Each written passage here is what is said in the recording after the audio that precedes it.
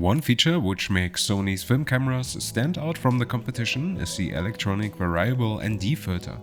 By activating this function, the filter slides between sensor and lens and can be adjusted manually by adding more and more stops or completely automatically. The smallest stop down you can add are 2 stops by the factor 1/4, and it goes up to 7 stops maximum with 128th. So let's say you want to film a close-up of a person with an aperture of 2.8 on a bright sunny day. Without the ND filter, your highlights and many midtones would be dramatically overexposed and won't be recoverable in post, in particular when you record in S-Log3 because of the high base ISO. Instead of stopping the aperture down and changing with that the composition, you just activate the ND filter and set the filter to the appropriate value to get the histogram or waveform right. An aperture of 2.8 and the filter set to 128 would mean you would film with an aperture of 6.3.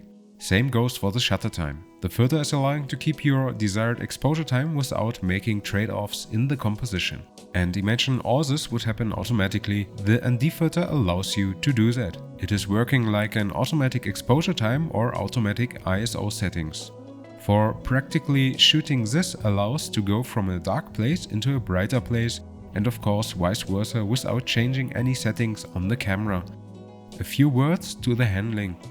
The camera allows 3 ways of using the ND filter with 3 presets which can be set in the settings, with the variable dial which allows to set much finer values, or the much talked about auto ND function which is activated by just keeping the ND auto button pressed. An overall Sony solution is just wonderful and a comfortable helper for filming when working in light conditions where control is not in your hands. There is no need for additional filters, and the auto ND function is just working like an auto exposure metering.